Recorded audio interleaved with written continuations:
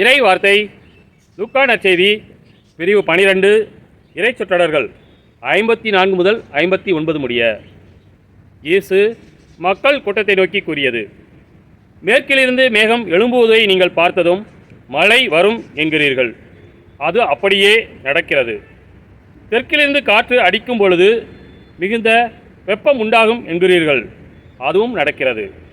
வெளிவேடக்காரரே, நிலத்தின் தோற்றத்தையும் வானின் தோற்றத்தையும் ஆய்ந்து பார்க்க அறிந்திருக்கும் போது இக்காலத்தை நீங்கள் ஆய்ந்து பாராமல் இருப்பது எப்படி?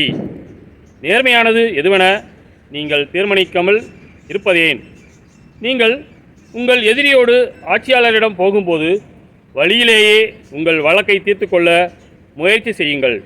இல்லையேல் அவர் உங்களை நடுவரிடம் இழுத்து கொண்டு போக நடுவர் உங்களை நீதிமன்ற அலுவலரிடம் ஒப்புவிப்பார்.